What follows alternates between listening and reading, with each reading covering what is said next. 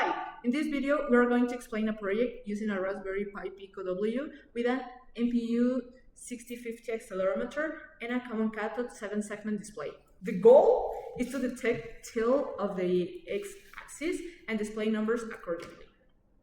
Okay, so let's start with the basic setup. First, we import the required libraries, for example, pin, I2C, and PWM from the machine module, along with sleep functions such as sleep and sleep ms from the time module, and a custom MPU6050 library, which was provided by our teacher. We also declared a variable called count, which keeps track of the number to be shown on the display.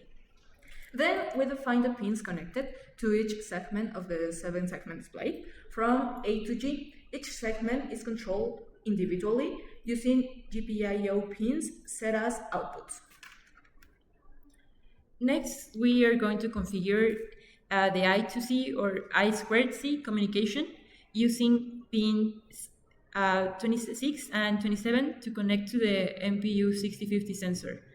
This sensor uses, as we mentioned, I2C communication, so that's why we're going to have the SDI pin as well as the SCL pin. This library we have here was created by Tim Henwich. This is the library's code, and it basically handles all communication with the sensor over I2C. It allows us to access acceleration, gyroscope, and even temperature data using simple high-level functions, as we can see all of them in here. For example, instead of manually reading raw bytes of information, we can just call the read axle data function to get acceleration values, as we're going to see in a minute. And this makes the code cleaner and much more easier to handle. So after this, we use the wake function to power up the MPU6050 so it starts collecting data. Now we define how each digit is displayed using the LED segments.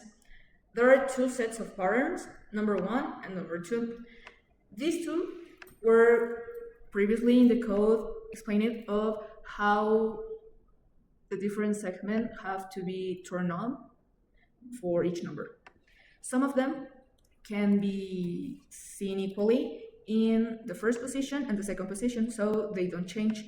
But there are others like 1, 3, 4, 6, 7, and 9 that are going to have some change, so we have to define them differently for the two positions. And these configurations we made are going to be later called in this dictionary. So we created two functions to control the display.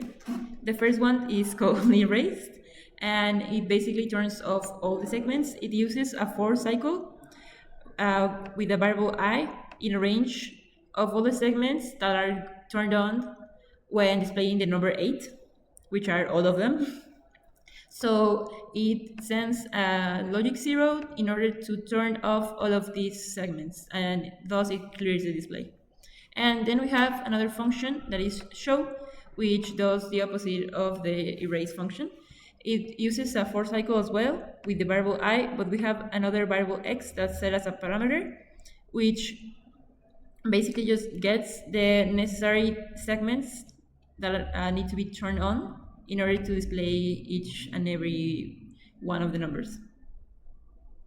Then we have the increment function, which increases the variable count. It goes from 0 to 9 and then resets back to 0, making the numbers loop happen. Now, inside the main loop, we continuously read the x-axis acceleration from the MPU6050.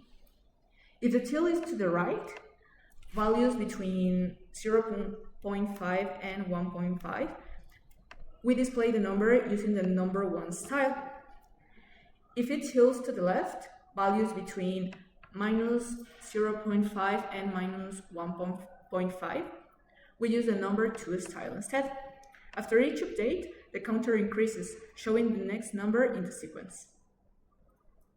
And that's basically all of the code. Now we're gonna see how this works physically.